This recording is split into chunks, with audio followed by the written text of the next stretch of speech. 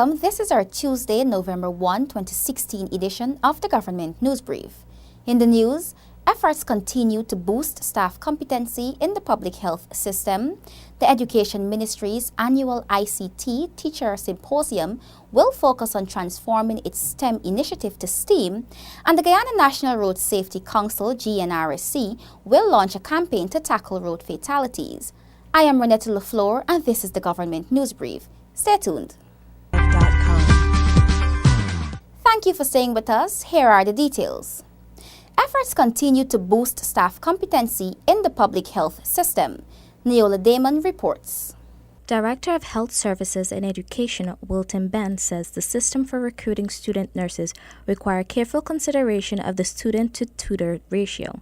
The director explains that meeting the demands of required staff is based on the competency of those recruited. Not only are we interested in terms of the quantum of people we produce, but quality is very important. Sometimes there are lots of demands, and some of the other stakeholders kind of question why is it we cannot increase some of those numbers significantly. But the issue is very clear, that you have to have a balance between the number of students you have, the resources that you have, and the faculty. Additionally, Ben said that although a vast number of eligible students look forward to be recruited by the nursing institution, greater consideration is given to the number of those that are willing to perform in the capacity of medical personnel. We cannot really say that we don't have high level of interest, really. It is the converse in terms of we're not being able to meet the demands from the standpoint of young people who want to have training in health careers, really. All right, and so it is more and more competitive. Remember very clearly, some areas of public service, you can make mistakes, you could correct them. We're dealing with people's lives. If a very good nurse saves lives every day. Recruiting and training of medical personnel, more specifically nurses, contributes to the public health's complement of nurses who make the functions of other health personnel easier. I'm Neola Damon for Government News Brief. The Education Ministry's annual ICT Teacher Symposium will focus its campaign to turn STEM, science, technology, engineering, and mathematics into STEAM, science, technology, engineering, arts, and mathematics. Zenil Williams has more. The annual two-day symposium brings together senior policymakers and practitioners from within the region and beyond to share emerging lessons from attempts to introduce and utilize information and communication technologies. This is to help meet a wide variety of goals in the education sector. This year's symposium aims at turning STEM into STEAM and features presentations from and discussions with 5 international specialists. ICT coordinator in the Ministry of Education, Marcia Thomas, explains. I'm bringing in a robotics specialist, a classical pianist, a glass blower, a technology specialist, and a software specialist. Those people have confirmed, and I have it in my budget, and I can pull this off. The idea is to show teachers what the arts and engineering and all of it can do together. The specialists invited to take part in the symposium aim to show why STEM should become STEAM. According to Thomas, they will bring together digital technology, science, arts, and engineering in a way that demonstrates the importance of arts along and within these subjects. In Guyana, we tend to put things in pockets. We say to our art students, well, you have to concentrate on the arts. So we're streaming you to arts. We have to expand the horizons of our children. We have to say, look, in order to learn music, your brain develops, your concentration expands, and you take in mathematics faster. We have to play the robotics aspect of it, the wonder of the glass blowing. How did he get this glass? You understand? And the intricateness of it. We want to tie all of those in to one packet.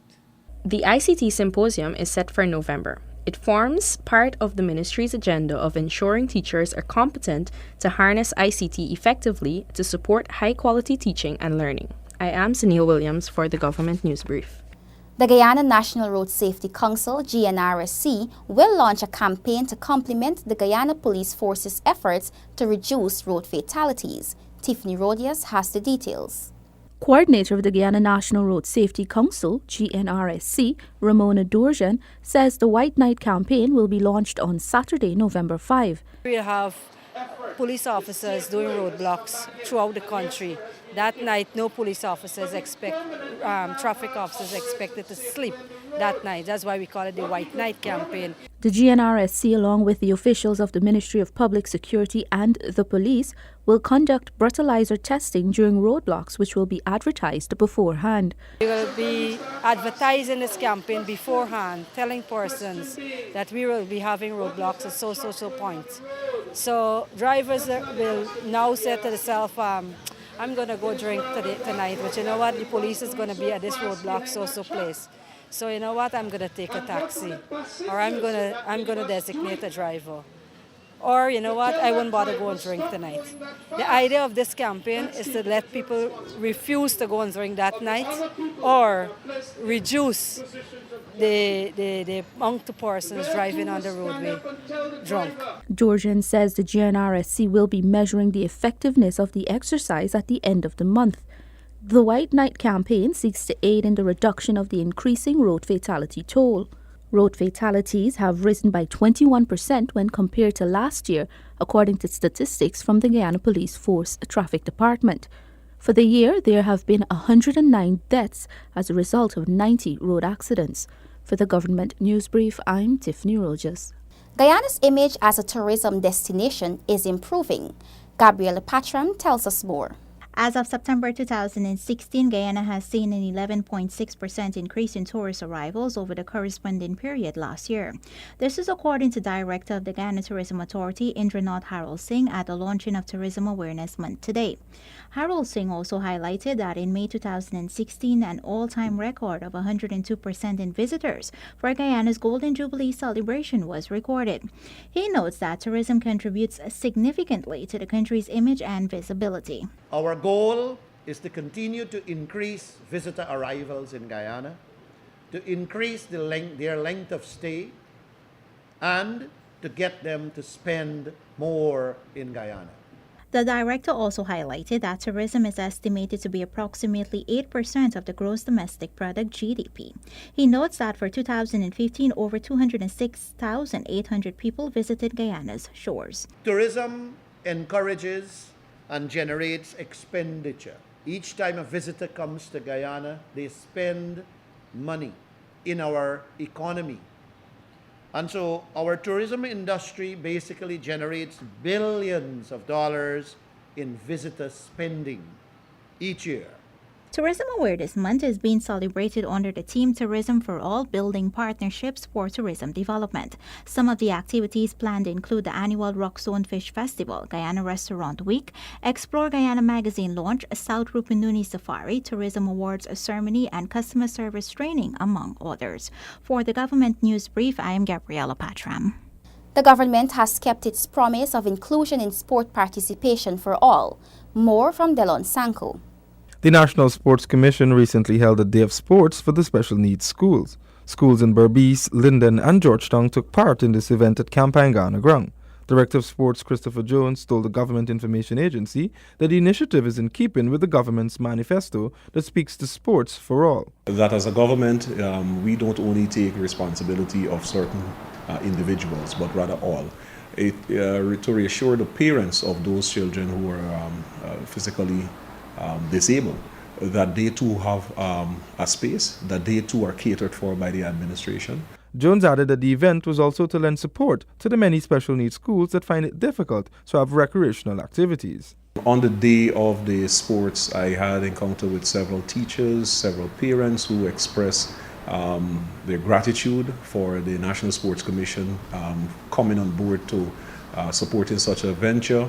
Even the little ones who are there too, I mean, you can see the excitement on their face that they have an opportunity like they would have seen other schools being able to participate in sports.